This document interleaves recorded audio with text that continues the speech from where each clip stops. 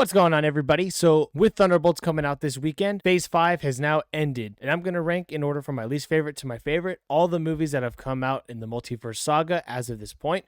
We still have one more phase before it's completely over, but here's the updated list on Multiverse Saga film rankings. So far, there have been 13 of those movies in between phases 4 and 5, and coming in at number 13 is Thor: Love and Thunder. I did not like this movie at all. I think this is one of the dumbest movies that they have made.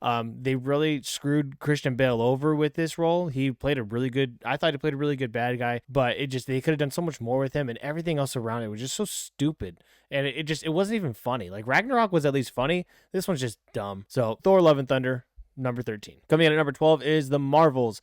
The Marvels, I mean, it was just okay. Like, the singing planet was stupid. And also, the whole cat thing I didn't like, just like I didn't like the cat in the first one. So, it wasn't as bad as I thought it was going to be, but it still isn't my favorite in the Multiverse Saga.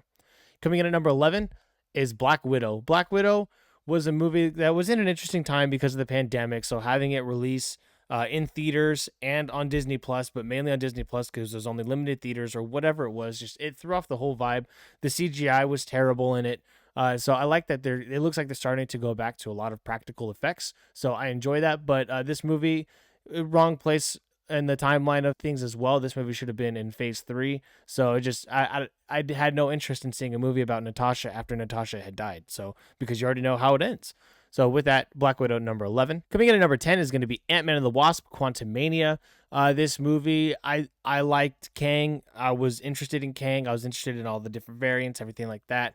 I was interested to see how Cassie was going to play a role in the movie. So, like, every movie they were adding another to the other Ant family, I guess you could say.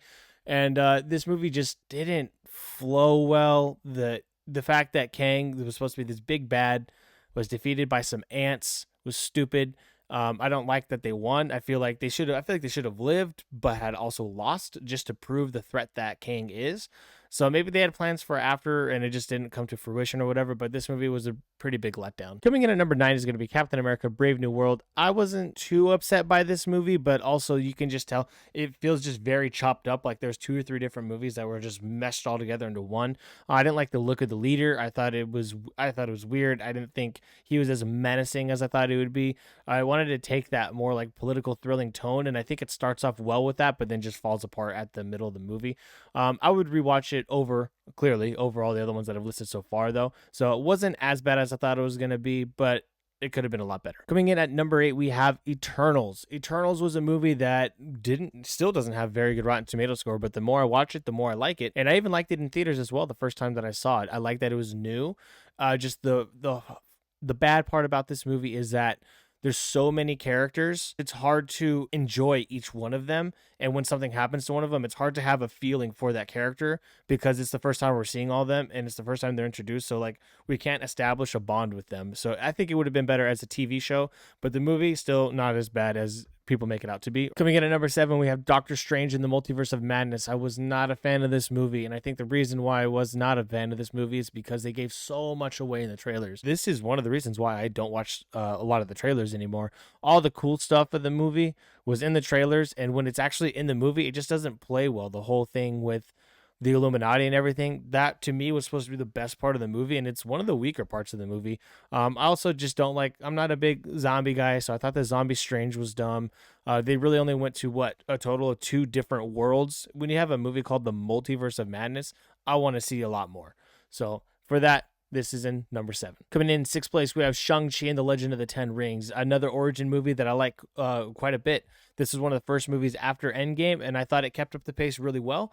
And also with that, it had one of the best post-credit scenes throughout the entire Multiverse Saga. It had a post-credit scene that was actually taking you somewhere. Unfortunately, things fell apart and none of it came to fruition, but I think it will going into Avengers Doomsday. Coming in 5th place, we have Black Panther: Wakanda Forever. This had the movie with an impossible task. How do you make a Black Panther movie without Chadwick Boseman?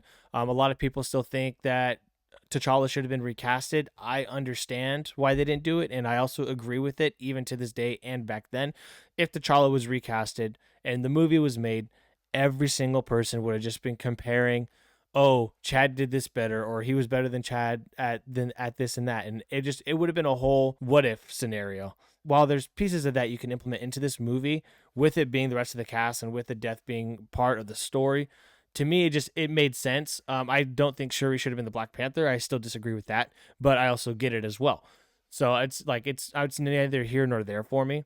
But I did like the story of the movie as well, and I loved the score. So with that, it's in 5th place. Coming in 4th place, we have Guardians of the Galaxy Volume 3. This movie's very heartfelt, very emotional, and just a whole lot of fun. It's darker than the first two for sure, and there is less jokes in it, but the jokes that are in there fit. So it's not like it's not just trying to get you some knee slappers just because. And it's the end, essentially the end of an era.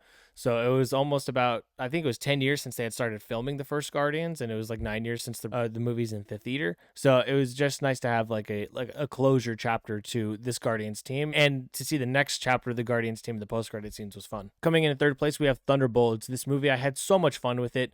It was so much better than I thought it was going to be. I kept my expectations a little bit lower just because Captain America had just come out and it wasn't as much of a powerful oomph as I thought it was going to be.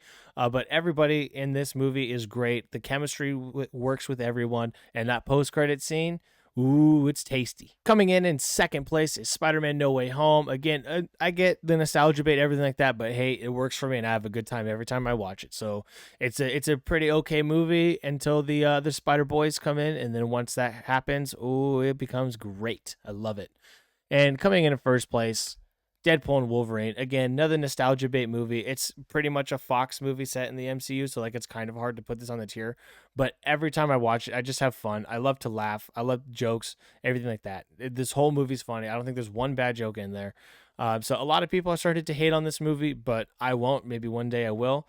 I don't like why he went back to being Deadpool. I don't like that part of the story. I think that's the weakest element of the story.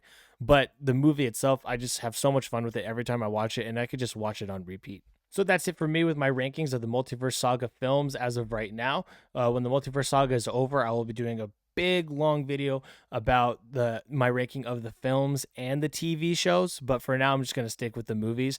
Maybe I'll do another video with the Phase 5 rankings in particular, now that Phase 5 has come to a close. So yeah, let me know down below if you agree or disagree with any of my rankings. Let me know your personal rankings, and I'll see you guys in the next video.